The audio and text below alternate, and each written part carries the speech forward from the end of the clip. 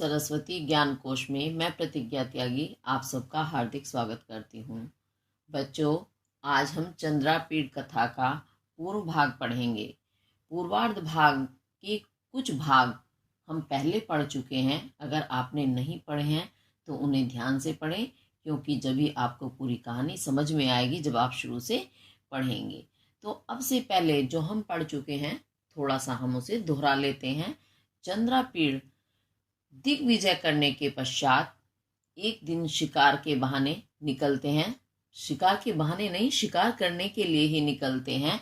और वहां किन्नर मिथुन को, किन्नर युगल को देखकर उनका पीछा करते हुए वह कैलाशगिरी पहुंच जाते हैं। और वहां जब वह देखते हैं कि मैं कहाँ सुनसान एकांत में आ गया हूं, और उन्होंने जैसा कि पहले सुना था कि जब एक सुनसान जंगल पड़ता है और उसके आगे जहाँ कहीं मनुष्य तक कोई नजर नहीं आता, तो वह जो है कौन सा स्थान है, कैलाश पर्वत है।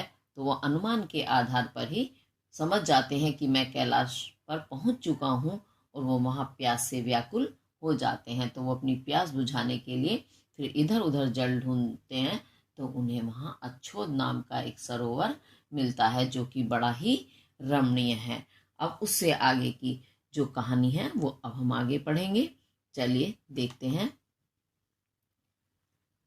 तब आलोकन मात्रणेव अपगत श्रमः तस्य दक्षिणम तीरम आसाध्य तुरगात अवततार।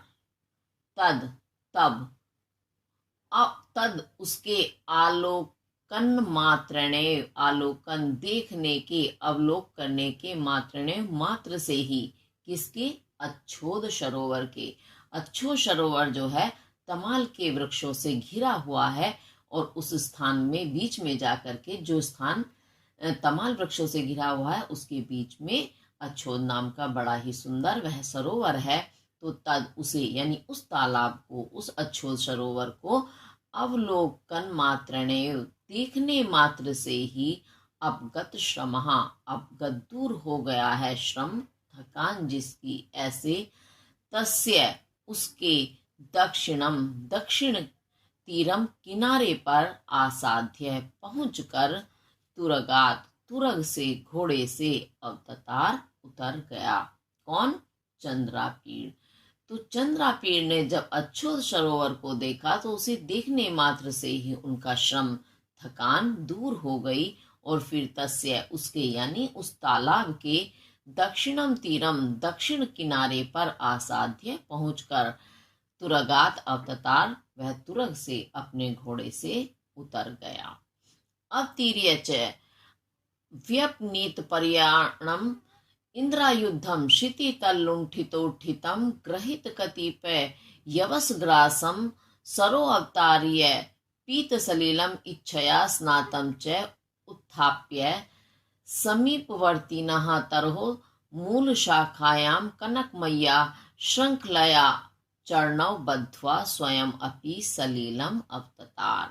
फिर उसके बाद क्या हुआ, जब उन्होंने वह वहां तालाब को देख करके घोड़े से उतर गए, च और अवतीर्य उतर कर, यानी घोड़े से उतर कर, व्यपनीत हटा करके, दूर करके, प्रयाणम, प्रयाण कहते हैं। आपने देखा होगा घोड़े को, घोड़े के ऊपर एक वस्त्र सा डाला जाता है उसकी पीठ पर, जिसमें घुड़सवार बैठता है, तो उसे प्रयाण, जीन भी कहते हैं।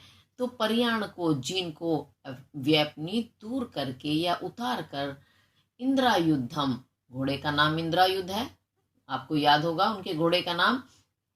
तो इंद्रायुद्ध को क्षितितल लुंठितो उत्थितम, क्षिति तल, पृथ्वी तल पर या पृथ्वी पर, लुंठितो लेटे हुए, उत्थितम उठे हुए, लेट करके उठे हुए, पृथ्वी पर लौट कर उठे हुए, ग्रहित कतिपय, कतिपय कुछ, यवस घास के, ग्रासम ग्रास को, कोर को, ग्रहित ग्रहण करा करके, सरो अवतार्य, सरो तालाब में, अवतार्य उतार कर, पीत सलीलम, पीत पिए हुए, सलीलम जल वाले, इच्छया इच्छा से, स्वेच्छा से, च और स्नातम स्नान किए हुए, उत्थाप्य निकाल कर समीपवर्तिनः समीप में वर्ती स्थित तरहो वृक्ष की मूल शाखायां मूल शाखा में तने में कनक मैया, कनक कहते हैं सोने को, सोने से मैया बनी हुई श्रृंखलया, श्रृंखला से, श्रृंखला कहते हैं जंजीर को, श्रृंखला से जंजीर से चरणाओं, चरणाओं द्विवचन का है तो दोनों चरणों को बद्ध्वा बांध कर स्वयं अपि अपने आप भी सलिलम जल में अवततार उतर गया। अब ये वाक्य थोड़ा सा लंबा है, आपको समझ नहीं अगर आया होगा तो एक बार मैं अपने शब्दों में बता देती हूँ, फिर एक बार देख लेंगे फिर से। तो घोड़े से उतरकर और उसकी जीन को उतारकर, किसकी? इंद्रायुध की, इंद्रायुध की जीन उतारकर उसके बाद पृथ्वी पर लेट करके उठे हुए, यानी इंद्रायुध जब उसकी जीन उतार दी गई तो वह पृथ्वी पर लेट गया, फिर लेट करके उसे उठाया उन्होंने, उठा करके कुछ घास के कोर खिलाए, कोर यानी ग्रास खिलाए, और उसके बाद उसे तालाब में उतार दिया। तो तालाब में उतारने के बाद क्या किया? घोड़े ने पानी पिया, अपनी इच्छा से उसमें स्नान किया। जब उसने स्नान कर लिया फिर उसके बाद उन्होंने उसे बाहर निकाल लिया, और निकाल करके जो पास में ही एक वृक्ष था उसकी मूल शाखा में यानी उसके तने में उन्होंने सोने की जंजीर थी जिसमें इंद्रायुध घोड़े के चरणों को बांध दिया, और उसके बाद बांध करके निश्चिंत हो गए ना कि अब घोड़ा सुरक्षित है, उसकी पूरी तरह से जो कार्य थे आवश्यक वो निमट गए हैं। उसने जमीन पर लेटकर उसने आनंद भी ले लिया, उसके बाद उसे घास भी खिला दी, उसे फिर पानी पिला करके नहला दिया, नहला करके निकाल के, और सुरक्षा की दृष्टि से कि घोड़ा इधर उधर ना चला जाए, उसे वृक्ष के एक तने में सोने की जंजीर से बांध दिया। किसने? चंद्रापीड़ ने। और उसके बाद वह स्वयं भी जल में उतर गया स्नान आदि करने के लिए। फिर उसके बाद आगे क्या हुआ, एक बार फिर इस लाइन को हम दोहरा लेते हैं। अवतीर्य च, और उतर कर व्यपनीत प्रयाणम जीन को व्यपनीत हटाकर दूर करके या उतार कर इंद्रायुद्धम इंद्रायुद्ध को क्षितितल पृथ्वी पर लुठितो लेट कर उत्थितम उठे हुए कतिपय कुछ यवस, यवस कहते हैं घास को, घास के ग्रासम कोर को या ग्रास को ग्रहण कराकर अर्थात खिला करके सरो अवतार्य सरोवर में उतार कर यानी जल में तालाब में उन्होंने से उतार दिया, छोड़ दिया। पीत सलीलम, उसके बाद इंद्रायुध ने सलिल कहते हैं जल को, जल पीत पिया, और इच्छा स्नातम च, और स्वेच्छा से अपनी इच्छा अनुसार स्नान करके उसके बाद उत्थाप्य उतार कर यानी सरोवर से बाहर निकाल कर समीपवर्ती नहा तरहो समीप स्थित वृक्ष की मूल शाखा में कनक मैया सोने से बनी हुई श्रृंखला से जंजीर से चरणों बद्ध्वा दोनों चरणों को बांधकर स्वयं अपने आप भी सलीलम जल में अवततार उतर गया। अब उसके बाद आगे क्या होता है देखते हैं। प्रक्षालित कर युगलहा जलमयम आहारम कृत्वा सरह सलिलात उद्गात। प्रक्षालित कहते हैं धोना, प्रक्षालन करना। कर युगलम, कर हाथ के युगल जोड़े को अर्थात दोनों हाथों को प्रक्षालित धोकर जलमयम जल से युक्त आहारम कृत्वा, आहार कहते हैं भोजन को, कृत्वा करके, तो जल में भोजन क्या है यानी जल को ही आहार के रूप में ग्रहण किया उन्होंने, भोजन की तरह उसको पिया। सरहा, और सरहा सरोवर से तालाब के सलीलात जल से उद्गात उतर गया, निकल गया, यानी जल से फिर वह बाहर आ गया। कौन आ गया? चंद्रापीड़। यानी फिर उसके बाद जल में उतरने के बाद उन्होंने अपने दोनों हाथों को धोया, फिर जल में आहार किया यानी जल को पिया, और जल पीकर वह सरोवर के जल से उद्गात बाहर निकल गया। प्रत्यक भग नहीं अति शिशिरहि कमलनी पलाशे लता मंडप परिषिक्ते शिलातले स्त्रतम आस्तीर्य निषसाद। उसके बाद प्रत्यग तोड़े हुए प्रत्येक शीघ्र ही भगनई तोड़े हुए, जो अभी अभी ताजे तोड़े हैं ऐसे, अति शिशिरही बहुत, अति बहुत, शिशिरही शीतल ठंडे, कमलनी कमलनी के, पलाशही पलाश कहते हैं पत्तों को, तो कमलनी के पत्तों को, लता मंडप लता के मंडप में परिक्षिप्ते पड़े हुए, शिला तले शिला तल पर, स्तरस्तरम स्तरस कहते हैं बिछोने की, को आस्तीर्य बिछा करके निषसाद बैठ गया। फिर क्या हुआ, तालाब में क्या थी, कमलनी खिली हुई थी, तो कमलनी के पत्ते होते हैं, उन पत्तों को उन्होंने शीघ्र अभी ताजे तोड़े, ये नहीं कि पहले टूटे हुए पड़े उन्हें इस्तेमाल किया, नहीं, साथ ही उन्होंने ताजे वो कमलनी के पलाशों को, पत्तों को तोड़ा, और वहां जो लताओं का एक मंडप सा बना हुआ था, उसमें एक पत्थर शिलातल पड़ा हुआ था, उस पर शस्त्रम बिछोना, यानी बिछोने की तरह उन्होंने उन पत्तों को बिछाया, यानी पत्तों का बिछोना बना करके उसे बिछा करके उस पर निषसाद बैठ गया। अभी आपको समझ में आ गया होगा, बिल्कुल सीधे साधे शब्द हैं, कोई खास इसमें घुमाव फिरा वाली बात नहीं है। वैसे अगर किसी वजह से समझ ना आए तो आप कमेंट करके जरूर पूछें। चलिए तो आगे देखते हैं क्या होता है फिर। मुहूर्तम विश्रांतश्च तस्य सरसः उत्तरे तीरे समुच्चरन्तं श्रुति सुभगम वीणा तंत्री झंकार मिश्रम गीत शब्दम अशृणोत।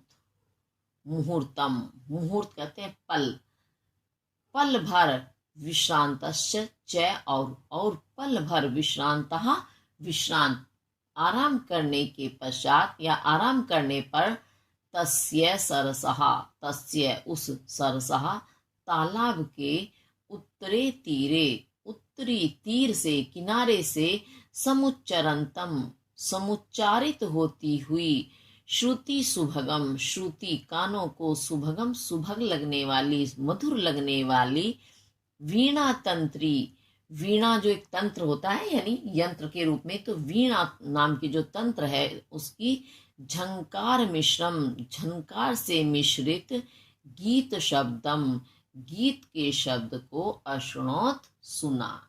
तो चंद्रापीड़ ने कुछ पल के लिए ही विश्राम किया था, कुछ ही पल वो बैठे थे, तभी उन्हें वही अच्छोद नाम का जो सरोवर था उसके उत्तरी किनारे से अचानक से उच्चारित, उच्चारित होने नहीं, बोले जाने वाली ध्वनि जो है सुनाई दी, जो कैसी थी, श्रुति सुभगम, कानों के लिए बड़ी ही मधुर थी, वो कानों को बहुत मीठी लग रही थी, और उसके साथ साथ वीणा तंत्री झंकार मिश्रम, वीणा के तारों की झंकार भी उसमें मिली हुई थी, यानी खाली शब्द ही नहीं थे बल्कि वीणा की आवाज भी आ रही थी। ऐसे गीत शब्दम, गीत के शब्द को अशृणोत सुना।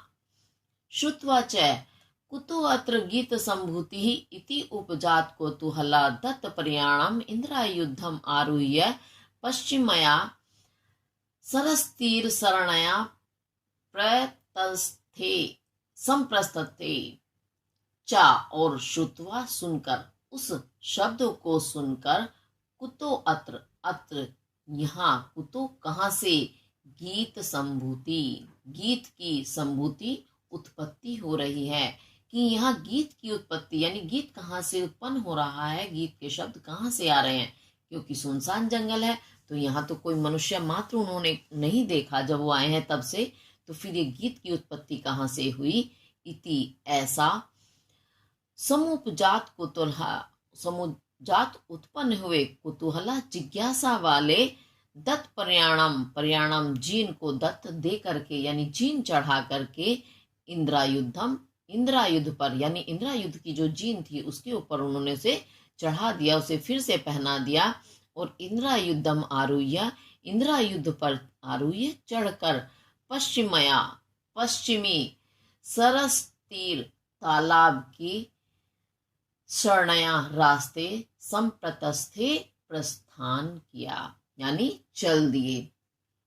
तो जब उन्होंने सुना कि ये आवाज इस सुनसान एकांत वन में कहाँ से आ रही है, ऐसी जिज्ञासा उत्पन्न होने पर क्या किया चंद्रापीड़ ने, जो घोड़े की जीन थी उसे उतार दिया था ना पहले, अभी जब घोड़े को नहलाया था, तो घोड़े के ऊपर उन्होंने डाली और उसे उस घोड़े पर सवार होकर वो पश्चिमी जो तालाब है, सरोवर है, उसके पश्चिमी रास्ते से उन्होंने प्रस्थान कर दिया, यानी चल दिया।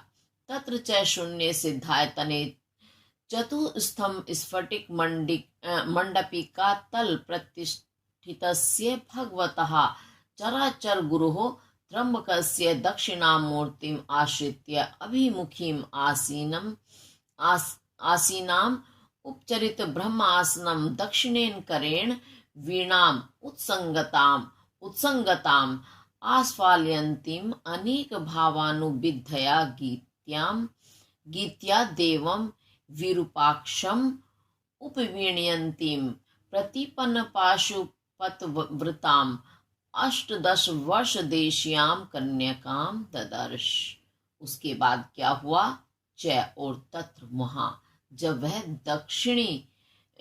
दक्षिणी पश्चिमी रास्ते से चल दिए तालाब के, च और तत्र वहां, शून्य शून्य में, शून्य यानी जहां कोई ना हो, एकांत में, सिद्धायतने सिद्ध देव, सिद्ध कौन होते हैं? देवता होते हैं। तो देवताओं के आयतने मंदिर में, देव मंदिर में, चतुस्तंभ, चतुः कहते हैं 4 स्तंभ, स्तंभ आप जानते हैं जिन्हें आप खंबा या पिलर इंग्लिश में भी कहते हैं। तो 4 खंभों वाले स्फटिक की मंडपिका तल, मंडपिका में प्रतिष्ठित बैठे हुए, स्थित, भगवत भगवान, चराचर गुरु, चर और अचर, 2 चीजें होती हैं, चर जो चलायमान होती हैं और अचर जो चलायमान नहीं होती, जिसे आप जड़ और चेतन भी कहते हैं। तो जड़ और चेतन के गुरु त्र्यंबकस्य, त्र्यंबक किसका नाम है? भगवान शिव का। तो उन्हें ही, भगवान शिव को ही चरा और अचर के गुरु कहा है। तो चर और अचर के गुरु भगवान शिव के दक्षिणामूर्ति आश्रित्य, दक्षिण मूर्ति का आश्रय लेकर के, अभिमुखिम सामने की ओर मुख किए हुए, आसीनाम बैठी हुई, उपरचित बनाए हुए, ब्रह्म आसन बनाए हुए, दक्षिणेन करेण, दक्षिण यानी दाहिने, करेण हाथ से, वीणा को, उत्संग कहते हैं गोद में, गताम गई हुई यानी गोद में रखी हुई, उत्संगताम, ये एक शब्द जो है 2 बार आ गया है, तो हम एक बार ही इसको ग्रहण करेंगे, ये 2 बार रिपीट हो गया है, आपकी पुस्तकों में भी ये ऐसा हो सकता है। तो उत्संगताम गोद में रखी हुई, आस्फाल्यंतिम बजाई जाती हुई, अनेक भावों से, अनुविद्या बंधी हुई यानी अनेक भावों को लिए हुए, गीत के द्वारा, देव, विरूपाक्ष नाम है भगवान शिव का। तो भगवान शिव को उपवीणयंतीम, वीणा के द्वारा स्तुति करती हुई, पाशुपत भी है, भगवान शिव का ही नाम है। तो पाशुपत के व्रत को प्रतिपन्न धारण किए हुए, 8 वर्ष देशीय, 8 और 10 और 8 18 वर्ष देशीय, वर्ष की, कन्याकाम ददर्श, कन्या को ददर्श देखा। अब ये वाक्य काफी बड़ा है, तो हो सकता है अभी आपको समझने में थोड़ा दिक्कत आए, इसलिए पहले एक बार मैं इसको अपने शब्दों में बताती हूँ। तो जब चंद्रापीड़ जो है दक्षिण रास्ते से आगे बढ़ते हैं, तो उन्हें क्या दिखाई देता है? एकांत यानी वन है, तो वन में एकांत या शून्य है, तो वह सिद्धायतन है, सिद्ध यानी देव का आयतन कहते हैं, मंदिर, जो कैसा है? जिसमें 4 स्तंभ हैं और जो मणियों से चढ़ा हुआ, स्फटिक मणि से युक्त है, स्फटिक मणि उस 4 स्तंभों में लगी हुई हैं। ऐसी मंडपिका, मंडप आप जानते हैं, जैसे घेर लिया गया स्थान 4 कोनों वाला, उसे मंडप कहते हैं। मंडपिका यानी छोटा सा है, वो मंडप विशाल रूप हो गया, मंडपिका छोटा रूप हो गया। तो उस मंडपिका में स्थित है, प्रतिष्ठित है कौन? चराचर जगत के जो गुरु हैं भगवान त्र्यंबक, भगवान शिव, उनकी दक्षिण दिशा की ओर मुख किए हुए मूर्ति है। यानी मूर्ति रखी हुई है, मूर्ति का मुख किस तरफ है? दक्षिण दिशा की तरफ है। और उसके सामने कौन बैठी है? एक कन्या बैठी हुई है, जो कैसी है? जिसने ब्रह्मासन लगाया हुआ है। अब जैसे हम पद्मासन वगैरह लगाते हैं ना, ऐसे ही ब्रह्मासन है। तो उन्होंने वही ब्रह्मासन लगा रखा है और उन दाहिने हाथ से वीणा को पकड़ रखा है। और जो वीणा कहाँ है? उसकी गोद में रखी हुई है। और वो उस वीणा को अपने हाथों से बजा रही है। वीणा बजाते हुए और अनेक भावों से युक्त वह गीत गा रही है। और उस वीणा के द्वारा ये लिखा है उपवीणयंतिम, यानी वीणा के द्वारा स्तुति कर रही है। वीणा गीत भी गा रही है, वीणा से भी, दोनों से वह उनकी ईश्वर की स्तुति कर रही है, भगवान शिव की। और उसने शिव का व्रत धारण किया हुआ है। ऐसी 18 वर्ष की कन्या को चंद्रापीड़ ने उस मंदिर के मंडपिका में बैठे हुए देखा। अब निश्चित रूप से आपको समझ आ गया होगा। एक बार फिर भी अब हम इसका शाब्दिक अर्थ फिर से देख लेते हैं। तत्र च, और महाशून्य एकांत में सिद्धायतने देव मंदिर में चतुस्तंभ स्फटिक मणिकाम प्रतिष्ठितस्य, 4 स्तंभों वाले स्फटिक मंडपिका में स्थित भगवान चराचर के गुरु शिव के दक्षिण मूर्ति का आश्रय लेकर, दक्षिण मूर्ति का आश्रित्य लेकर अभिमुखिम, सामने की ओर बैठी हुई, यानी मूर्ति के सामने की ओर बैठी हुई, आसीनम बैठी हुई, उपरचित ब्रह्मासनम, और ब्रह्म आसन लगाए हुए, दक्षिण करेण दाहिने हाथ से, वीणाम वीणा को, उत्संगत गताम गोद में रखे हुए, आस्फाल्यंतिम बजाती हुई, अनेक भावानुविधया अनेक भावों से युक्त,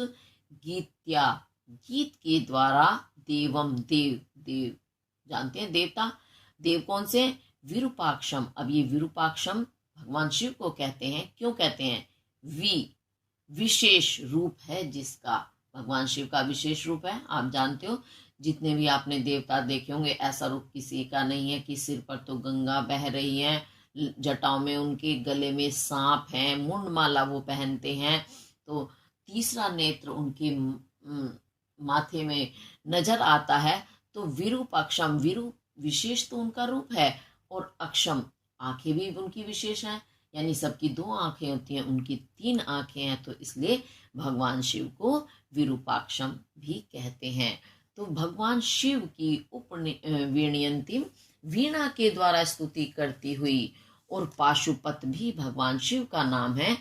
तो पाशुपत के व्रत को प्रतिपन्न धारण किए हुए 8-10 वर्ष देश्याम, 18 वर्ष की कन्याकाम ददर्श, कन्या को देखा। अब उसके बाद क्या होता है? ततो अवतीर्य तरुशाखायां तुरंगमं बद्ध्वा उपसृत्य भगवते भक्त्या प्रणम्य, त्रिलोचनाय ताम एव दिव्य योषितम अनिमेष पक्ष्मणा चक्षुषा निरूपयन्, तस्याम एव स्फटिक मंडपिकायाम अनन्यतम स्तंभम आश्रित्य, गीतम समाप्त्य अवसरम प्रतीक्षमाणः तस्थौ। अब फिर देखेंगे आगे क्या होता है। ततो तब, यानी जब उन्होंने उस कन्या को देखा, तब अवतीर्य उतरकर, किससे? घोड़े से, घोड़े से उतरकर, तरु शाखायाम, तरु वृक्ष की शाखायाम, शाखा से, तुरंगमम घोड़े को, बद्ध्वा बांधकर, उपसृत्य समीप जाकर, भगवते भगवान, त्रिलोचनाय, 3 है लोचन जिसके, ऐसे कौन है? भगवान शिव को भक्त्या भक्ति से, भक्ति के साथ, प्रणम्य प्रणाम करके, ताम एव उस ही, दिव्य योषितम दिव्य, जो दिव्य है, अलौकिक है, ऐसी असाधारण या अलौकिक, योषितम स्त्री को, कन्या को अनिमेष पक्ष्मणा, पक्ष्मणा कहते हैं पलक, पलक, और अनिमेष बिना झपके, तो बिना पलकों को झपके अर्थात अपलक दृष्टि, चक्षुषा नेत्रों से निरूपियन देखते हुए, तस्याम एव उस ही स्फटिक मंडपिकायाम, उस स्फटिक की, स्फटिक से बनी हुई जो मंडपिका है उस मंडपिका में अन्यतमम दूसरे स्तंभम, स्तंभ का आश्रित्य, आश्रय लेकर, सहारा लेकर, गीत समाप्ति अवसरम, गीत की समाप्ति के अवसरम, अवसर की प्रतीक्षमाणः, प्रतीक्षा करते हुए, तस्थौ स्थित हो गए, बैठ गया या ठहर गया। अब इसे मैं एक बार फिर से अपने शब्दों में बता देती हूँ कि वहां वो उस घोड़े से उतर गए और घोड़े से उतरकर वृक्ष की शाखा से उन्होंने घोड़े को फिर से बांध दिया और फिर समीप जाकर उन्होंने भगवान शिव को प्रणाम किया। फिर उस दिव्य स्त्री को, दिव्य नारी को अपलक नेत्रों से देखते हुए उस ही स्फटिक मणि की जो बनी हुई मंडपिका है उसके दूसरे स्तंभ का आश्रय लेकर सहारा, जैसे टेक लेकर बैठ जाते हैं ना, तो उस स्तंभ का उन्होंने आश्रय ले लिया, सहारा ले लिया, और गीत की समाप्ति होने का अवसर वो देखते हुए कि जैसे गीत समाप्त होगा तब आगे कुछ बात बढ़ेगी, ये सोच करके वो प्रतीक्षा करते हुए वहां बैठ गए या ठहर गए। चंद्रापेड़। इस तरह से आपका ये पैराग्राफ पूरा हुआ है। अगर किसी वजह से आपको समझ ना आए तो एक बार अवश्य पूछ लें कमेंट करके। चलिए तो आगे देखते हैं फिर उसके बाद क्या होता है, और ध्यान से पढ़ें, बहुत ही आनंददायक कहानी है, बहुत रस लेने वाली है, तो ध्यान से पढ़ेंगे तो समझ में आएगा। हाँ, इसमें थोड़ा सा वाक्य आपके बड़े हो जाते हैं तो समझने में थोड़ी सी दिक्कत आती है, लेकिन एक बार जब उसको हम उसका भाव समझ लेते हैं तो फिर कहानी आसानी से समझ आ जाती है। अथ गीता अवसाने मुखीभूत वीणा सा कन्यका समुत्थाय प्रदक्षिणीकृत्य कृतहर प्रणामा परिवृत्य चंद्रापीड़म आवभाषे। अथ उसके पश्चात यानी जब चंद्रापीड़ वहां प्रतीक्षा करते हुए ठहर गया, उसके बाद गीता अवसाने, गीत के अवसाने समाप्त होने पर, मुखीभूत वीणा, और वीणा के मुखीभूत मूक हो जाने पर, मौन हो जाने पर, क्यों, जब गीत समाप्त हो गया तो फिर वीणा भी शांत हो गई, वीणा को बजाना भी उस कन्या ने बंद कर दिया।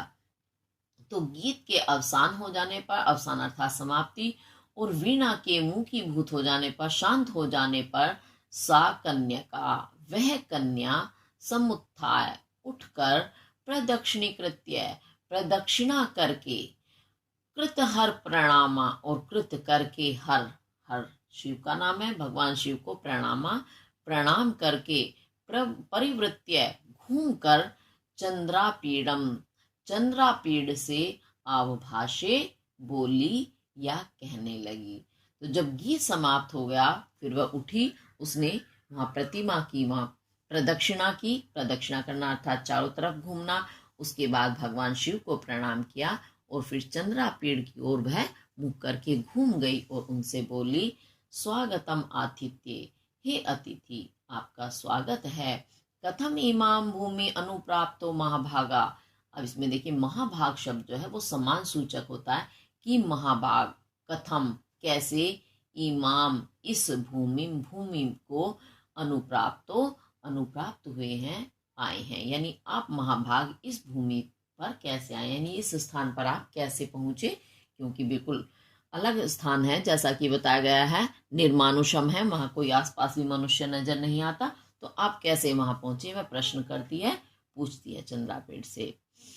उत्थाय आगम्यताम, उत्थाय उठकर, आगम्यताम आइए, यानी अपने साथ ले चलने के लिए उन्हें कहती है कि उत्थाय उठ करके, आगम्यताम आइए, अनुभूयताम अतिथि, अतिथि सत्कारः इति, अनुभूयताम अनुभव कीजिए या ग्रहण कीजिए, अतिथि सत्कारः अतिथि का सत्कार, सत्कार यानी सम्मान, जैसे हमारे यहाँ कोई अतिथि आते हैं तो उनके आने पर हम उनका आदर सम्मान करते हैं, उन्हें जल देते हैं, चाय नाश्ता कराते हैं, भोजन भी कराते हैं, जो आवश्यकता होती है, यानी जैसी भी यथा समय स्थिति होती है उसी के अनुसार हम अतिथि सत्कार करते हैं। तो वो भी ये हमारी परंपरा है हिंदू धर्म में कि, और अतिथि देवो भाव भी हमारे यहाँ कहा जाता है कि अतिथि देव के समान, ईश्वर के समान होते हैं, तो हमें उनका सत्कार करना चाहिए। तो यहाँ वह कन्या उसी परंपरा का पालन करते हुए चंद्रापीठ, जबकि उनके लिए अनजान है बिल्कुल, फिर भी वो अतिथि का सत्कार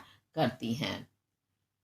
तो अनुभूयताम, अनुभव करिए, अतिथि सत्कार, अतिथि का सत्कार, सत्कार यानी सम्मान, इति ऐसा, ऐसा चंद्रापीड़ से कहती है। एवं उक्तस्तु तया संभाषण मात्रेण अनुग्रहीतम आत्मनं मन्यमानः उत्थाय भक्त्या कृत प्रणामः भगवती यथा आज्ञापयसि इत्याभिधाय शिष्य इव तम व्रजंतीम अनुव्राज। तो उसके बाद क्या हुआ, एवं इस प्रकार, उक्तस्तु कहने पर, तया उसके यानी उस कन्या के ऐसा, उक्तवस्तु कहने से, संभाषण मात्रेण कहने मात्र से ही, अनुग्रहित, आत्मनम अपने को, मन्यमानः मानते हुए, उत्थाय उठकर, भक्त्या भक्ति से, कृत प्रणामः प्रणाम करके, भगवती शब्द जो क्या है, सम्मान सूचक है, कि भगवती यथा जैसी, आज्ञा पैसी आज्ञा देती हैं, इति अभ्युधाय, इति ऐसा, अभिधाय कहकर, शिष्य के इव समान, ताम उस, व्रजंतीम जाती हुई के, वव्राज, अनु कहते पीछे पीछे, वव्राज चला, यानी उसका अनुसरण करने लगा। अभी एक बार फिर से मेरे शब्दों में समझो। तो ऐसा कहते ही, किसके, उस कन्या के, वह यानी चंद्रापीड़ जो है, उसके कहने मात्र से ही स्वयं को क्या मानते हैं, अनुग्रहित, कृतज्ञ मानते हैं कि बहुत उपकार हो गया है, अनुग्रहित हो गए हैं अपने आप को, ऐसा मानते हुए वह भक्ति के साथ उठते हैं, और उठ करके फिर उस कन्या को प्रणाम करते हैं और कहते हैं जैसा भगवती आज्ञा देती हैं, ऐसा कहकर, जैसे शिष्य गुरु के पीछे पीछे चल देता है, वैसे ही चंद्रापीड़ भी उस कन्या के पीछे पीछे चल देते हैं। तो एक बार इस लाइन को फिर से दोहरा लेते हैं। एवं उक्तस्तु ऐसा कहते ही, तया उसके, संभाषण मात्रेण कहने मात्र से ही, आत्मनम स्वयं को, अपने को, अनुग्रहित, मन्यमानः मानते हुए, उत्थाय उठकर, भक्त्या भक्ति पूर्वक या भक्ति से, कृत प्रणामः प्रणाम करके, भगवती यथा आज्ञापयसि जैसी आज्ञा देती हैं, इत्याभिधाय ऐसा कहकर, शिष्य की भांति या शिष्य के समान, ताम उस, व्रजंतीम जाती हुई के, अनुवराज पीछे पीछे चल दिया। इसके साथ ये वाला पद आपका पूरा हुआ गद्यांश। आगे चलते हैं, फिर क्या होता है। पद शत्र मात्रम इव गत्वा निरंतर ही तमाल तरुभि अंधकारित पुरोभागम अंतस्थापित मणि कमंडलु मंडलाम एकांत अवलंबित योग पट्टिकाम विशाखिका शिखर निबद्धे नारिकेल फल वल कलमयन उपान्युगेन उपेताम वलकल शयनी सनाथई एक देशाम शंखमयन भिक्षा कलापेन अधिष्ठिताम सन्निहित भस्मा अलाम्बुकाम गुह्यम अद्राक्षित। वाक्य बहुत लंबे हैं, लेकिन आप ध्यान से समझेंगे तो जरूर समझ आएगा।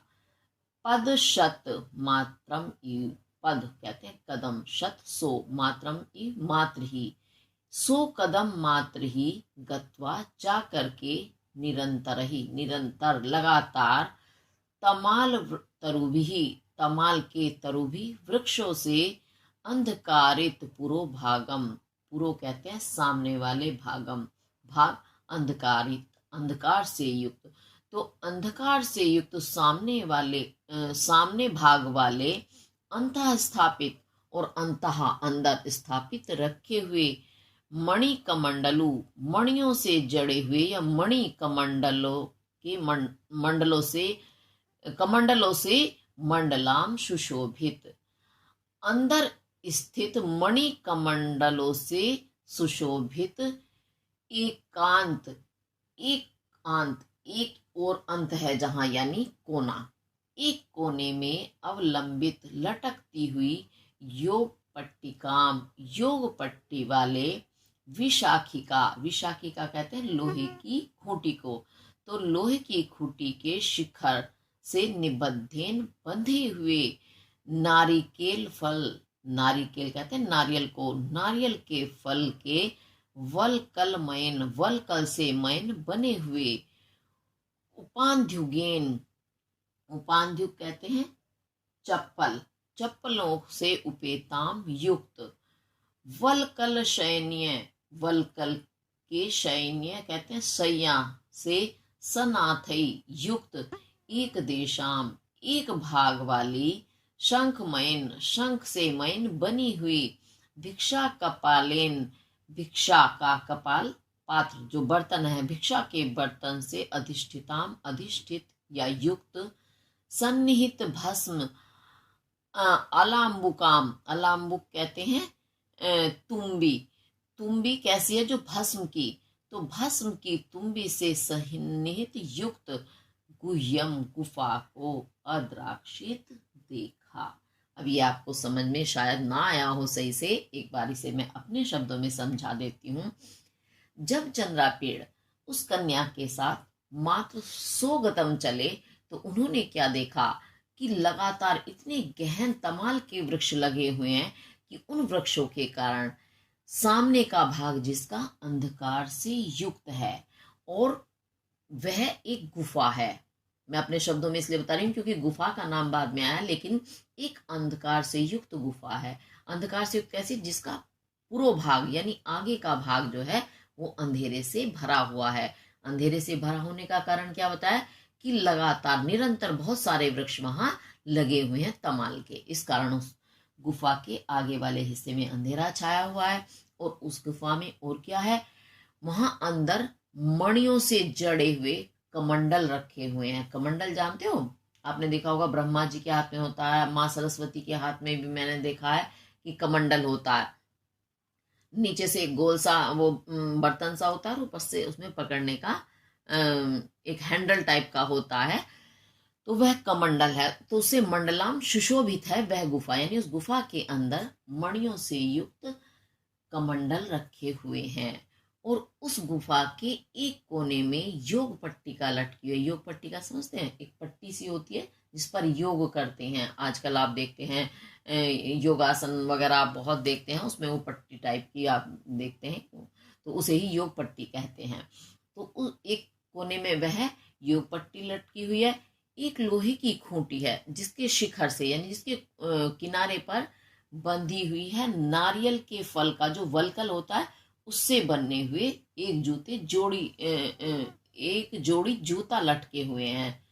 तो नारियल का वलकल क्या होता है, आपने नारियल तो देखा होगा जिसके ऊपर बहुत सारा जूट सा होता है, धागे धागे से होते हैं, उसे वलकल कहते हैं। तो उन नारियल का जो फल का वलकल होता है उससे बने हुए वह जूते हैं एक जोड़ी, जो उस कुटिया में उस गुफा में विराजमान है, रखे हुए हैं। और क्या है उस गुफा के अंदर, वलकल घास को भी कहते हैं। तो वो तो उन्होंने नारियल की जो घास होती है उसको बताया।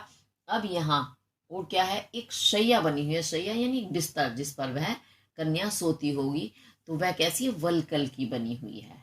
वलकल यानी घास की बनी हुई एक शैया है जो एक भाग में उस गुफा के पड़ा हुआ है वो शैया।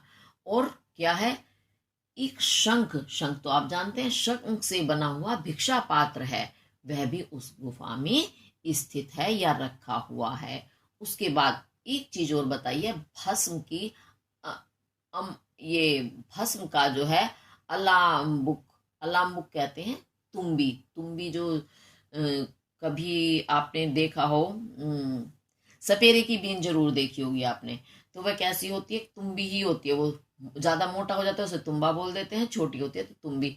यानी जैसे लौकी वगैरह होती है वो सूख जाती है तो उसका अंदर का हिस्सा तो निकाल लेते हैं और बाहर का वो टाइट वाला हिस्सा रह जाता है, उसे तुम्बी कहते हैं। तो एक तुम्बी रखी हुई है जिसमें भस्म है। ऐसी उस गुफा को उस चंद्रापीड़ ने देखा। अभी आपको समझ आया होगा, एक बार फिर से देख लेते हैं। तो पद शत्र मात्रमेव गत्वा, 100 कदम मात्र जाकर ही निरंतर ही तमाल तरु भी, लगातार लगातार तमाल के वृक्षों के कारण पूर्व भाग अंधकारित, जिसका सामने का भाग अंधकार से युक्त है, और क्या है, अंतः स्थापित अंदर रखे हुए मणि कमंडलु मंडलाम, मणियों से युक्त कमंडल सुशोभित हैं। एकांत अवलंबित योग पट्टिकाम, और एक कोने में लटकी हुई योग पट्टिका वाली विशाखिका, लोहे की खूंटी से के शिखर से निबद्धेन बंधी हुई, नारियल के फल के वलकल से मयन बनी हुई, उपाध्युगेन एक जोड़ी जूते से उपेताम युक्त, वलकल सैन्य, वलकल की सैया, सनाथई एक देशाम, वलकल की सैया से युक्त एक कोने वाली या एक भाग वाली, और शंखमयन, शंख से बने हुए, भिक्षा कपालेन, भिक्षा पात्र से अधिष्ठिताम युक्त, सन्निहित भस्म अलाबुकाम, तो अलाबुकाम तुम्बी, भस्म की तुम्बी से सन्निहित युक्त गुह्यम, गुफा को अद्राक्षित देखा। उसके बाद क्या हुआ, तस्याश्च द्वारि शिलातले समुपविष्टः, वल्कल शयन शिरो भाग विनयस्त वीणया तया विरचिताम, अतिथि सर्पयाम सप्रश्रयम प्रति जग्रहा चा, और तस्या उसके, उस गुफा के द्वारी, दरवाजे पर, द्वार पर, शिलातले, शिलातल पर, पत्थर या चट्टान को शिलातल कहते हैं, शिला कहते हैं पत्थर का, तल स्थान जो है, यानी चट्टान पर, समुपविष्टः बैठे हुए, वलकल शयन, वलकल की शयन, सैया के शिरोभाग, शिरोभाग कहते हैं सिराना, सिर वाला भाग, जिधर हम सिर करके सोते हैं तो उसे शिरोभाग या सिराना भी कहते हैं। तो शिरोभाग पर विनयसित, व्यनस्त रखी हुई, वीणया, वीणा वाली, तया उसके द्वारा, विरचिताम विरचित किए गए, बनाए गए, अतिथि सर्पयाम, अतिथि मेहमानों के लिए जो सर्पयाम सामग्री होती है उसे सप्रश्रयम, बड़े प्रश्रय के साथ, सम्मान के साथ या श्रद्धा के साथ प्रतिजग्रहा ग्रहण किया। अब क्या हुआ, जब उन्होंने वह गुफा देखी तो गुफा के दरवाजे पर ही एक शिला तल पड़ा हुआ है या चट्टान पड़ी हुई है, उस पर चंद्रापीड़ बैठ गए। और वह कन्या, उसने क्या किया, जो वलकल की विषैया का हमने पहले वर्णन किया, उस शैया के सिराने पर जो वो वीणा बजा रही थी, उस वीणा को वह रख देती है सिराने की तरफ, और उसके बाद वह अतिथि के लिए क्या बनाती है, सबसे सामग्री, अतिथि के खाने के लिए बनाते हैं ना कुछ, भाई मेहमान आए हैं तो आप लोग अपने तरीके से बनाते हैं।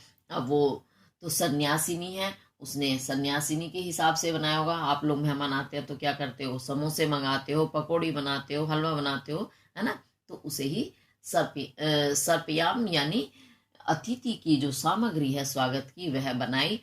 और चंद्रापीड़ ने भी क्या किया, सप्रश्रयम, बड़े श्रद्धा के साथ, विनय के साथ आप कह सकते हैं, उसको प्रतिजग्रहा ग्रहण किया, श्रद्धा के साथ उन्होंने उस सामग्री को खाया पिया।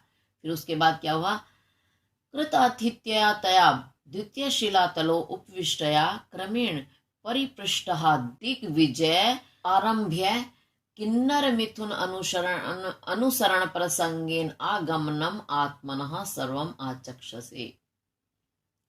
कृत आतिथ्या, कृत किए हुए, आतिथ्या अतिथि सत्कार वाली, यानी अतिथि सत्कार जो कर चुकी है, ऐसी तया उसके द्वारा, द्वितीय शिलातल, द्वितीय दूसरे, शिलातल पर उपविष्टया बैठी हुई, क्रमेण क्रम से परिपृष्टः पूछे जाने पर दिग्विजय आदारंभ्य, दिग्विजय से आदि से आरंभ्य शुरू करके, यानी दिग्विजय जब उन्होंने शुरू की थी, दिग्विजय यानी दिशाओं को जीतना, जब चंद्रापीड़ ने आरंभ किया था तो आदि से आरंभ शुरू करके किन्नर मिथुन अनुसरण प्रसंगेन, किन्नर के मिथुन जोड़े के अनुसरण यानी पीछे पीछे दौड़ने, पीछे पीछे चलने के प्रसंगेन से, प्रसंग से आगमनम आने का, आत्मनम अपना, सर्वम सब कुछ, यानी जो बात हुई थी सारी वो आचक्ष से कही या बताई। तो फिर क्या हुआ, जब उस कन्या ने चंद्रापीड़ का अतिथि सत्कार कर दिया, उसके बाद वहां जो दूसरा शिलातल पड़ा हुआ था वह उस पर बैठ गई और फिर उसने पूछा कि तुम यहाँ कैसे पहुंचे, पहले भी पूछ चुकी है ना। तो उसके पूछने पर तो दिग्विजय की जो आरंभ हुई थी, शुरुआत हुई थी, वहां से लेकर, शुरू से लेकर, और किन्नर युगल का पीछा करते करते किस तरह से वह वहां पहुंचे हैं, ये सारी कथा चंद्रापीड़ ने उस कन्या को बताई। ये आपको समझ में आ गया होगा। अगर किसी वजह से समझ नहीं आता है तो एक बार उसे अवश्य पूछें, ठीक है, कमेंट करके। तो चलिए अब आगे देखते हैं तो क्या बताया, कैसे हुआ। अथ सा कन्यका समुत्थाय शंखमयम भिक्षा कपालम आदाय तरुतलेषु विचचार।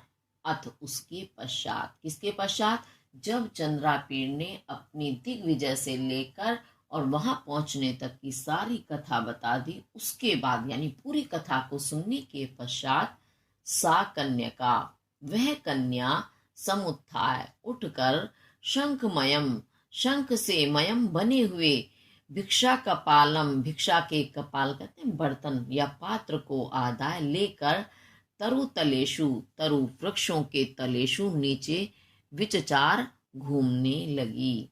यानी उसने फिर क्या किया, पूरी कथा को सुनने के बाद उसका जो शंख से बना हुआ भिक्षा पात्र था उसको लिया और लेकर के उन वृक्षों के जो सामने उसकी गुफा के बने हुए थे, लगे हुए थे वृक्ष, उन वृक्षों के नीचे घूमने लगी।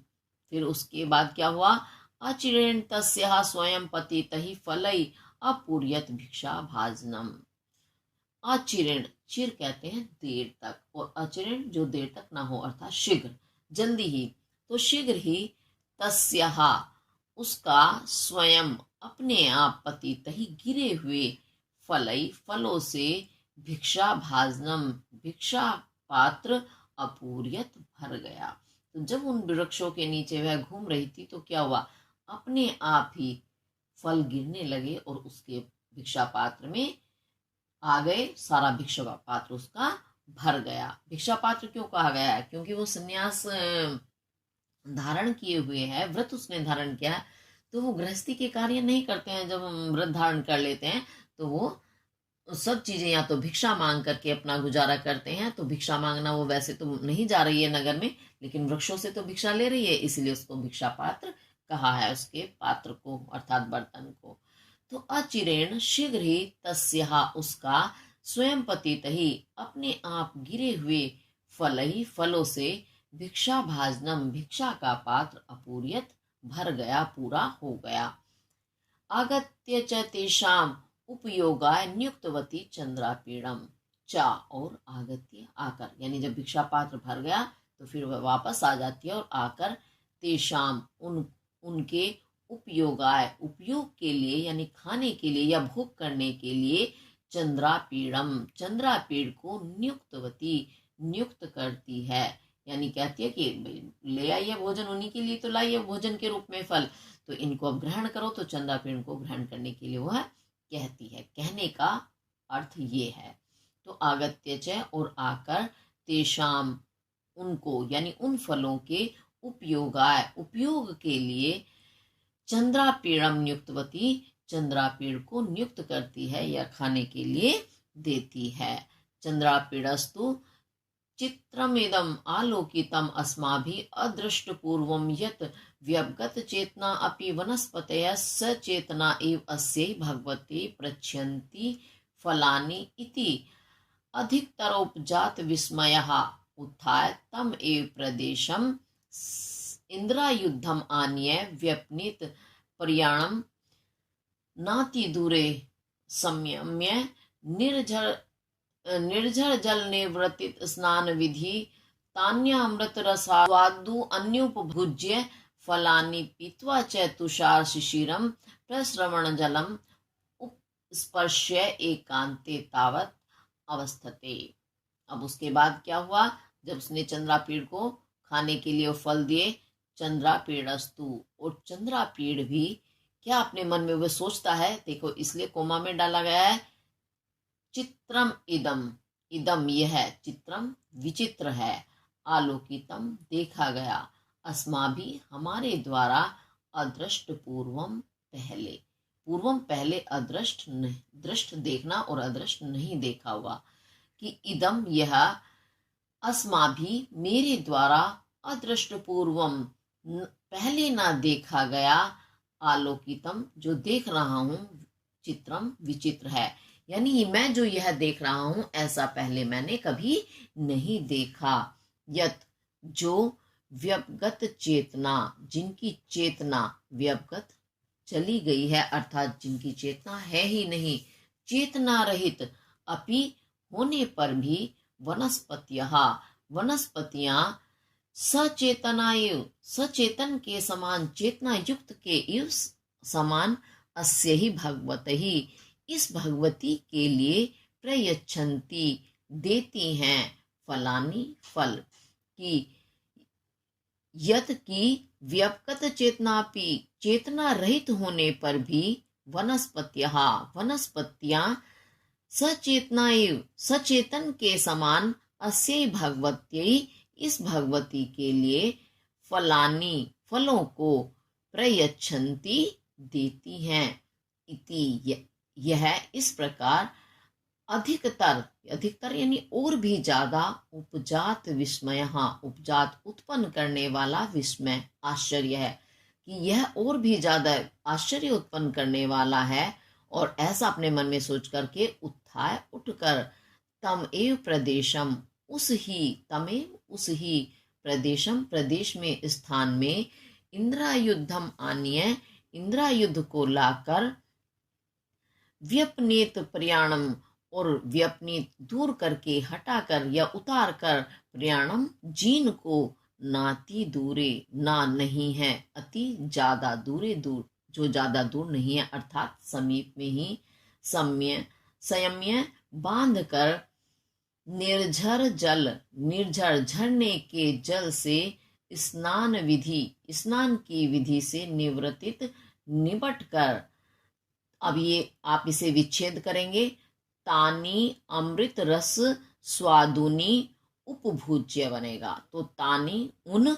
अमृत रस अमृत के रस के समान, स्वादुनी स्वादिष्ट, फलानी फलों को, उपभुज्य भोग करके या खा करके, च और पीत्वा पीकर, तुषार शिशिरम तुषार बर्फ के समान, शिशिरम शीतल ठंडे, प्रस्रवण जलम प्रस्रवण कहते हैं झरने के, जलम जल को, और उपस्पर्श करके यानी ऊपरी ऊपरी रूप से, जैसे हाथ मुंह धोकर, हाथ पैर धोकर, एकांते एकांत में, अवस्थते बैठ जाता है, स्थित हो जाता है, तावत तब यानी जब स्नान अपने घोड़े को स्नान आदि करा लेता है, फलों का भोग कर लेता है, खुद भी मुंह हाथ धो लेता है, उसके बाद वह एकांत में यानी एक और चुपचाप शांति से बैठ जाता है।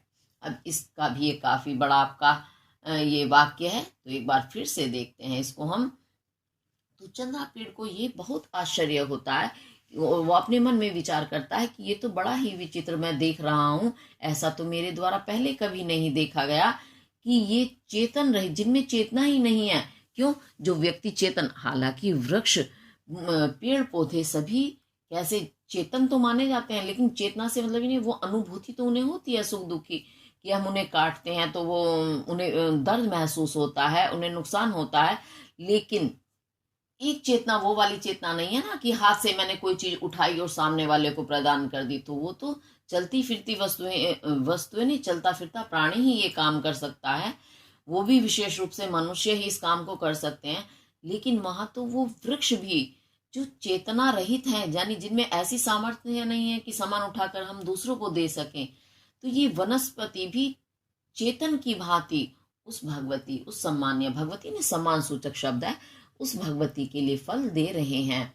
तो ये तो और भी अधिक आश्चर्य होता है। ऐसा सोचते हुए चंद्रापीड़ वहां से उठता है, और क्योंकि 100 कदम मात्र ही वो आगे आए हैं ना उस देव मंदिर से, तो वहीं पर उन्होंने घोड़े को बांध दिया था। फिर वापस जाते हैं और उस अपने इंद्रायुध घोड़े को लाते हैं वहां पर, और ला करके उसकी जीन इत्यादि जो है उसे उतार करके, जीन को उतार कर, और समीप में ही वहां उसे बांध देते हैं। फिर झरने के जल, झरना है वहां, झरने के जल में स्नान विधि आदि करते हैं, नहाते हैं, स्नान विधि करना यानी स्नान करते हैं स्वयं।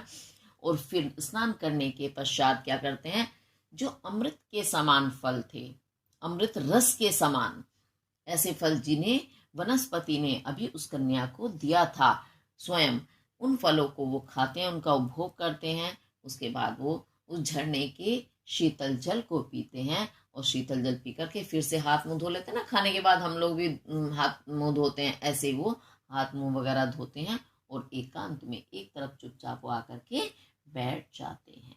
ये इसका भावार्थ था। एक बार अगर आप चाहें तो फिर से देख लेते हैं।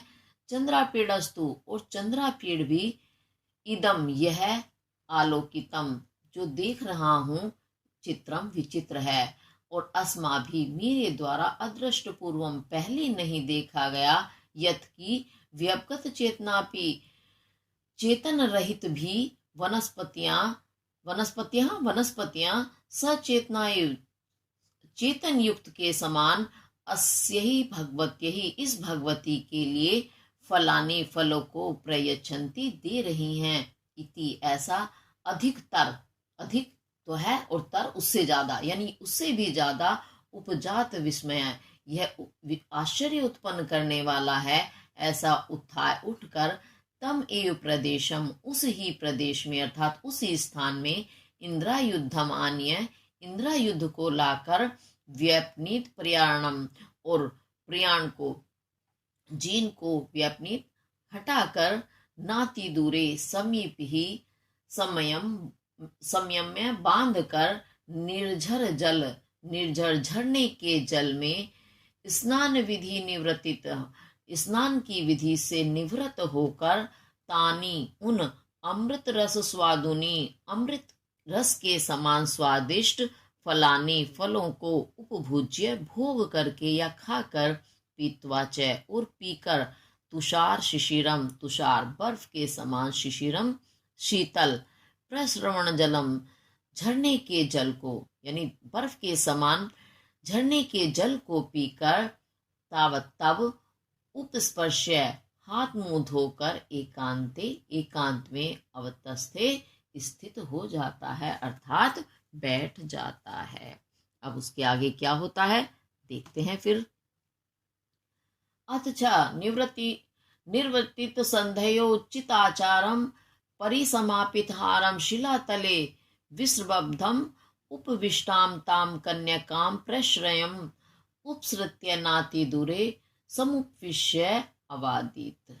अब क्या हुआ, अथ च और उसके पश्चात, यानी जब चंद्रापीड़ भोजन इत्यादि करके एक तरफ बैठ जाते हैं, तब संध्योचितम, संध्या के उचित, संध्या के लिए जो उचित आचारम आचार हैं उनको निर्वर्तित समाप्त करके, यानी संध्या की उपासना के आवश्यक कार्य से निवृत्त होकर, पूर्ण करके, और परिसमापित समाप्त करके, आहारम भोजन को, यानी भोजन समाप्त करके, पहले संध्या का जो कार्य था उस कार्य को करती है वह कन्या, उसके बाद वो भोजन का काम समाप्त करती है, भोजन खाने का। उसके बाद शिला तले, और शिला तल पर, विश्रब्धम बिल्कुल शांति से चुपचाप, उपविष्टाम बैठ करके, निश्चित होकर बैठकर, ताम कन्याकाम, ताम उस कन्याकाम, कन्या को, प्रश्रयम, प्रश्रयम बड़े प्रश्रय के साथ, यानी विनयशीलता के साथ, उपसृत्य समीप जाकर, नाति दूरे, ना नहीं अति दूरे ज्यादा दूर, यानी समीप ही, समुपविश्य बैठकर अवादित बोला। तो उसके बाद क्या हुआ, जब संध्या का समय हो गया, संध्या नहीं शाम का समय हो गया, तो शाम के समय में जो पूजा उपासना की उचित आचार उचित व्यवहार था उसे पूर्ण किया उस कन्या ने, यानी शाम की पूजा अर्चना की। उसके बाद भोजन आदि उन्होंने समाप्त किया। उसके बाद वह कन्या कहाँ बैठ गई, बड़ी शांति के साथ एक शिलातल चट्टान पर उस बैठी हुई कन्या के पास बड़ी श्रद्धा विनय के साथ विनम्रता के साथ चंद्रापीड़ उसके समीप गया और समीप जाकर वो बैठ गया और बैठ करके अवादित बोला। क्या बोला अभी आगे देखेंगे। भगवती भवदर्शनात् प्रभृति मम महत कौतूहल अस्मिन् विषये, कि भवत आपके दर्शनात् प्रभृति दर्शन से लेकर मम मुझे महत्तम महान कौतुकम कौतुक जिज्ञासा अस्मिन् विषय इस विषय में है कि हे भगवती भवत दर्शनात् आपके दर्शन से, यानी जब से मैंने आपको देखा तब से प्रभृति लेकर मम मुझे अस्मिन विषय इस विषय में महत्तम कौतुकम महान कौतूहल है, महान जिज्ञासा है। क्या जिज्ञासा है, कतरत मरुताम ऋषिणाम गंधर्वाणाम अप्सरसाम वा कुलम अनुग्रहितम भगवत्या जन्मना। कतरत कतरत कहते हैं किस, मरुताम मरुत देवताओं, ऋषिनाम ऋषियों, गंधर्वाणाम गंधर्वों, अप्सरसाम वा अथवा अप्सराओं के, कुलम कुल को, भगवत्या भगवती के द्वारा, जन्मना जन्म से, अनुग्रहितम अनुग्रहित किया गया है। ये उनके मन में जिज्ञासा थी चंद्रापीड़ के, तो उसे जानने के लिए ये बताते हैं कि मैंने जब से आपको देखा है मेरे मन में ये बड़ी जिज्ञासा है इस विषय में कि आप किस देवता की, किस ऋषि की, किस गंधर्वों की या कौन सी अप्सराओं के कुल में आपने जन्म लिया है या अपना जन्म लेकर उस वंश को आपने अनुग्रहित किया है, कृतार्थ किया है। ऐसी मेरे मन में जानने की इच्छा है, क्योंकि देख करके तो पता चल रहा है वो साधारण नारी तो है नहीं, कोई दिव्य नारी है। इसीलिए वो उन्होंने देवताओं का, ऋषियों का, गंधर्वों का नाम लिया है, अप्सराओं का, कि किसके कुल को आपने अपने जन्म से अनुग्रहित किया है। अनुग्रहित करना यानी कृतार्थ करना, धन्य करना।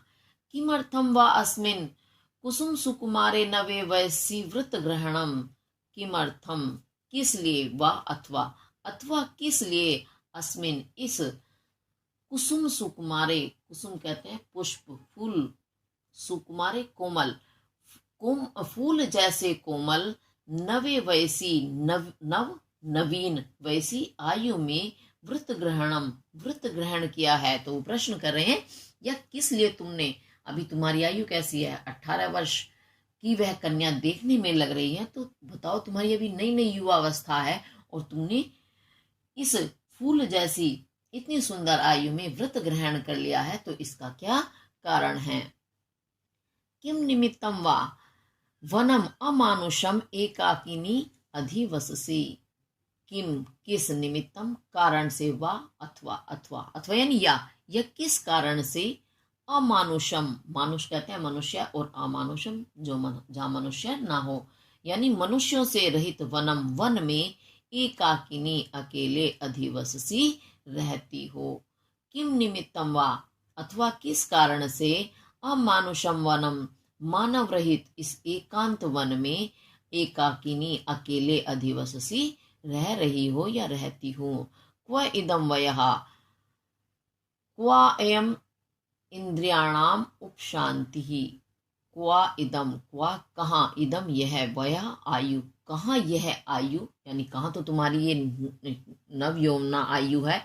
अभी इस उम्र में तो कोई भी सन्यासी होने के लिए नहीं सोचता, इसीलिए चंद्रापीड़ कहते हैं कि क्या कहाँ तो तुम्हारी आयु, क्व अयम और कहाँ यह, इंद्रियाणाम इंद्रियों की, उपशांति शमन, इंद्रियों को शमन यानी दबाना, तो तुमने अपनी इंद्रियों पर इतना अभी से उपशमन कर लिया है, इन्हें दबा दिया है, दमन कर रही हो, तो इसका क्या कारण है। तो कहाँ यह इंद्रियों की उपशांति अर्थात इंद्रियों का दमन, दमन करना अर्थात दबा देना इंद्रियों को। अब इंद्रियां क्या, आंखें, आंखें क्या चाहती है? सुंदर सुंदर देखना, और शरीर भी यही चाहता है हम सुंदर वस्त्र पहने, जीव्या चाहती है हम स्वादिष्ट भोजन करें। लेकिन तुमने इस आयु में तो सबसे ज्यादा व्यक्ति क्या होता है, जब हमें युवावस्था नई नई आती है तो नए नए शौक होते हैं, ये उम्र के साथ साथ फिर वो धीरे धीरे समाप्त होने लगते हैं, वो अलग बात है। लेकिन तुमने अपनी इन इंद्रियों पर कैसे इतना समन किया है, इसका क्या कारण है?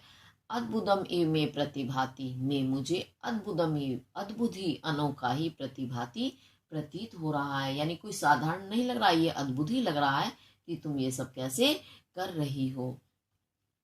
तत् यदि न अति खेद करकम इव ततः कथनेन आत्मनम अनुग्रह्यमाणम इच्छामि।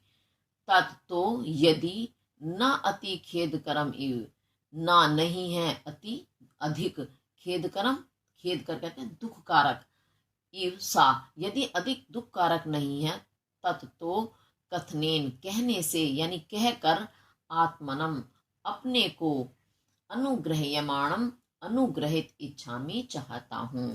तो यदि ज्यादा दुख की बात नहीं है, जैसे हम पूछ रहे हैं ना, यदि तुम्हें ज्यादा दुख ना हो, कष्ट ना हो तो मेरे सामने बताओ, तो ऐसे ही वो कहते हैं कि यदि ज्यादा दुख कारक नहीं है तो कथनेन कह करके, यानी तुम्हारे कथन को सुनने से मैं आत्मनम अपने को, अनुग्रह्यमाणम अनुग्रहित हुआ करना, इच्छामि चाहता हूँ, यानी खुद को अनुग्रहित करना चाहता हूँ। आवेदयतु भगवती सर्वम, भगवती यानी आप, आवेदयतु आवेदित करें, बताएं, सर्वम सब कुछ, आप सब कुछ बताएं अपने विषय में, ऐसा कहते हैं। इति ऐसा, ऐसा चंद्रापीड़ उस कन्या से प्रश्न करते हैं। अभी आपको समझ में आ गया होगा, इसका भावार्थ मैं साथ साथ समझाते चली हूं। चलिए आगे देखते हैं। एवं अभिहिता सा किम अप्यंतः ध्यायन्ती दीर्घम उष्णम च निश्वस्य प्रत्यावदित। एवं इस प्रकार, अभिहिता कहने पर, इस प्रकार कहने पर, सा वह, किम अप्यंतः, किम अपि कुछ, अंतः अंतः यानी अपने अंदर, हृदय में, ध्यायन्ती ध्यान करती हुई, दीर्घम दीर्घ कहते हैं लंबी, उष्णम च और उष्ण कहते हैं गर्म, निश्वस्य श्वासों को लेते हुए छोड़ते हुए, प्रत्यावदित प्रत्युत्तर देती है। प्रत्यावदित, प्रति यानी जो पूछा गया है उसका उत्तर देना, यानी उस प्रत्युत्तर दिया उसने या कहा। तो एवं इस प्रकार अभिहिता कहे जाने पर, सा वह, किम अपि कुछ, अंतः अपने अंतः हृदय में, ध्यायन्ती ध्यान करती हुई, दीर्घम उष्णम च लंबी और गर्म, निश्वस्य श्वासों को लेते हुए, प्रत्यावदित बोली, क्या कहने लगी, क्या बोली? राजपुत्र किम अनेन मम मंद भाग्यायाः जन्मनः प्रवृत्ति वृत्तान्तेन श्रुतेन। किम, ही राजपुत्र, क्योंकि उनके बारे में जान गई हैं कि ये राजपुत्र हैं, राजकुमार हैं, तो इसीलिए वो राजपुत्र का संबोधन करते हुए कहती हैं कि हे राजपुत्र, किम क्या, अनेन इस, मम मेरे, मंद भाग्यायाः मंद भागिनी के, जन्मनः प्रवृत्ति जन्म से लेकर, वृत्तांत वृत्तांत को, कहानी को, श्रुतेन सुनने से। तो किम अनेन क्या है, मम मेरे, मंद भाग्यायाः मंद भागिनी के, जन्म प्रवृत्ति जन्म से लेकर अब तक का जो, वृत्तांतेन वृत्तांत को, श्रुतेन सुनने से, यानी जैसे कह देते ना कि मेरी कहानी तुम जान करके क्या करोगे, तो ऐसी वो कहती है कि मेरी जन्म से लेकर अब तक के वृत्तांत, वृत्तांत यानी बात, कहानी, आप कुछ भी कह सकते हैं, तो उस कहानी को सुनने से, किम क्या, क्या लाभ है, यानी कोई फायदा नहीं है। और खुद को क्या कहती है वो, मंद भागिनी, मंद है भाग्य जिसका, उसे मंद भागिनी कहते हैं, तो खुद को मंद भागिनी बताती हैं। फिर आगे क्या होता है देखते हैं। तथापि यदि महत कौतूहलम तत्कथ्यामि श्रूयताम। यदि, तथापि फिर भी, यदि महत, महत यानी बहुत अधिक, कुतूहलम कुतूहल है, जिज्ञासा है, तत् तो, कथयामी कहती हूँ, श्रूयताम सुनिए। तो फिर वो कहती है लेकिन फिर भी यदि आप सुनना चाहते हो तो सुनो, मैं बताती हूँ। एतत् प्रायेण भगवतः श्रुति विषयम आपतितमेव। एतत् यह प्रायः अधिकतर भवतः आपने श्रुति विषयम श्रुति कानों का विषय आपतितमेव आपतित हुआ होगा, गिरा ही होगा। यानी श्रुति कहते हैं कानों को, तो कानों का विषय यानी कानों में ये विषय आपके सुनने में आया ही होगा। आपत्ति तो ना गिरना, यानी आपके कानों में ये बात जरूर पड़ी होगी, जैसे हम लोग अपने आम भाषा में बोल देते हैं। तो प्रायः एतत् यह भवतः आपके श्रुति विषयम आपतिता में कानों में आया ही होगा या आपने सुना ही होगा। यथा दक्षस्य प्रजापते अति प्रभुता नाम कन्यका नाम मध्ये द्वे सुते मुनि अरिष्टा च बभूवतु। क्या कानों में सुनने में आया होगा? यथा जैसा कि दक्षस्य प्रजापति दक्ष की अति प्रभुता नाम अति बहुत सारी प्रभुता नाम उत्पन्न हुई, कन्यका नाम कन्याओं के मध्य बीच में दो सुते पुत्रियां, जिनके नाम बताए हैं मुनि और अरिष्टा।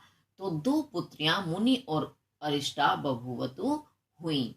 यानी ये तो आपने सुना ही होगा कि प्रजापति दक्ष की अति प्रभुता नाम बहुत सारी कन्या नाम मध्य कन्याओं के बीच में द्वे सुते दो पुत्रियां मुनि अरिष्टा च और अरिष्टा बभूवतु हुई। यानी दो पति उनकी दक्ष जो थे, प्रजापति दक्ष जो पार्वती जी के पिता माने जाते नहीं हैं। आपने पार्वती जी की कहानी जरूर सुनी होगी। तो दक्ष जो है, प्रजापति दक्ष, वो पार्वती जी के भी पिता हैं। तो उनकी अति प्रभुता नाम यानी बहुत सारी उत्पन्न हुई से हम क्या बोलेंगे, यानी जिनकी बहुत सारी कन्याओं के बीच में दो पुत्रियां थी, जिनका नाम एक का मुनि था, दूसरी का अरिष्टा था।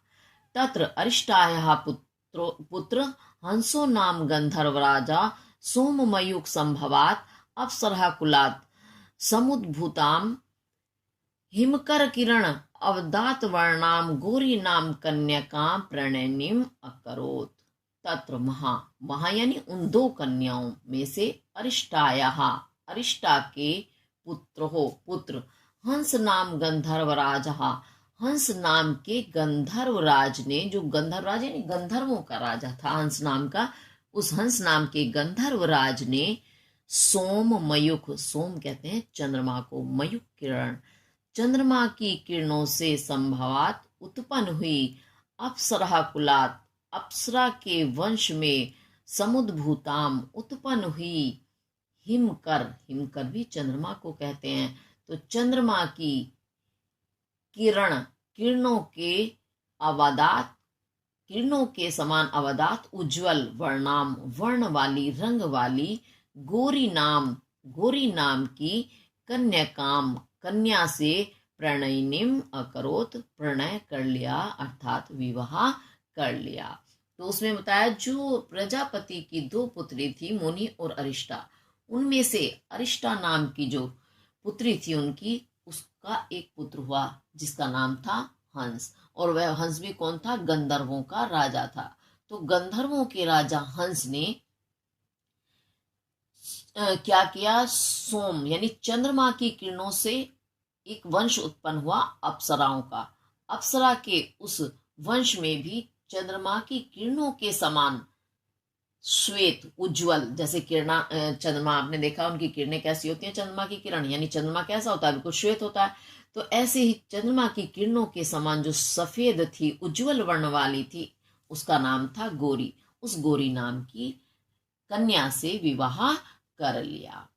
किसने किया? हंस ने किया, गंधर्वों के राजा हंस ने किया, जो अरिष्टा का पुत्र है। और उसने विवाह किया अप्सरा वंश में उत्पन्न हुई गौरी नाम की कन्या से। गौरी कैसी है? चंद्रमा की किरणों के समान उज्जवल है। और वह अप्सरा का वंश भी कैसा है? चंद्रमा की किरणों से उत्पन्न हुआ वंश है वह। अब आपको ये बात समझ आ गई होगी। चलिए आगे देखते हैं। तयोरहम ईदृशी विगत लक्षणा दुख सहस्र भाजनम एकमेव सुता समुत्पन्ना। तयो यानी उनके, उन दोनों के, यानी गंधर्वराज हंस और गौरी जो है, उन दोनों की अहम मैं ईदृशी इस प्रकार की विगत लक्षणा, विगत चले गए हैं, गत जाना, विगत चले जाना, नष्ट हो जाना, लक्षणा लक्षणों वाली यानी नष्ट हुए लक्षणों वाली या लक्षणों से रहित, दुख सहस्र भाजनम, सहस्र कहते हैं हजारों, हजारे दुख को, भाजनम पात्र, हजारों दुखों की पात्र यानी हजारों दुखों को भोगने वाली, एकम एव एक ही सुता पुत्री समुत्पन्ना उत्पन्न हुई।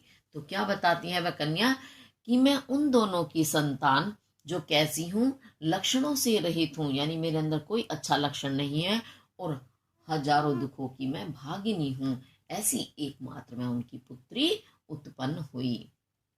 फिर उस आगे क्या बताती है, तातस्तु में अनपतितया सुत जन्मातिरिक्तेन महोत्सवेन मत जन्म अभिनंदितवान। तातस्तु, तात यानी पिता, तो और पिता तू में मेरे, और मेरे पिता तो यानी हंस नाम के जो गंधर्व राजा हैं वह उसके पिता हैं, तो मेरे पिता तो अनपत्यतया, पत्य कहते हैं संतान, और अनपत्यतया जिसकी संतान नहीं हुई, तो अनपत्यतया संतान न होने के कारण सुत जन्म अतिरिक्तेन, सुत कहते हैं पुत्र के जन्म से अतिरिक्तेन अधिक, महोत्सवेन महोत्सव के द्वारा, महान उत्सव के द्वारा, मत जन्म इसे विच्छेद करोगे तो हो जाएगा मत जमा जन्म, तो मत मेरे जन्म का अभिनंदितवान, अभिनंदन किया, स्वागत किया। तो क्या बताती है कि मेरे पिता के कोई संतान पहले नहीं हुई, तो इस कारण जब मैं उत्पन्न हुई उन्होंने पुत्र से भी ज्यादा महोत्सव मेरे जन्म का मनाया और मेरे जन्म का उन्होंने स्वागत किया, बहुत बड़ा त्योहार मना करके। तो तातस्तु और पिता तो में मेरे, और मेरे पिता तो अनपतया संतान न होने के कारण, सुत जन्मातिरिक्तेन पुत्र के जन्म से भी अतिरिक्त यानी अधिक, महोत्सवेन महान उत्सव के द्वारा, मत जन्म मेरे जन्म का अभिनंदितवान अभिनंदन किया या स्वागत किया। प्राप्ते च दशमे अहनि महाश्वेता इति यथार्थमेव नाम कृतवान। प्राप्ते च और प्राप्त होने पर यानी आने पर, दशमे अहनि, दशमे यानी 10वां, अहनि कहते हैं दिन, और 10वें दिन आने पर, महाश्वेता इति ऐसा, यथार्थम एव यथार्थ में ही, सही में ही, नाम कृतवान कर दिया। तो क्या बताती हैं वो जब 10वां दिन आता है, जैसे 10वें दिन में क्या होता है, नामकरण संस्कार वगैरह होते हैं ना, तो नामकरण संस्कार वगैरह हुआ 10वें दिन, उस दिन महाश्वेता ऐसा उन्होंने उसका नाम यथार्थ में, सही में ही रख दिया। क्यों? क्योंकि वह कन्या जो उत्पन्न हुई वह भी महा कहते हैं बहुत अधिक, श्वेता श्वेत सफेद थी, यानी बहुत उज्जवल वर्ण वाली थी वह कन्या, इसलिए उसका नाम महाश्वेता रख दिया। ये इसके साथ हमारा आज ये चंद्रापेड़ कथा का ये अंश पूरा हुआ, और इसे आप ध्यान से करेंगे क्योंकि काफी बड़ा हो गया है, तो इसे ध्यान से देखें और करें अच्छे से। इसका हमें अनुवाद करना है क्योंकि परीक्षाओं में आना है, तो ध्यान से करना आवश्यक है। अगर आपको कोई भी चीज समझ नहीं आती है तो आप कमेंट करके जरूर पूछें। इसी के साथ धन्यवाद।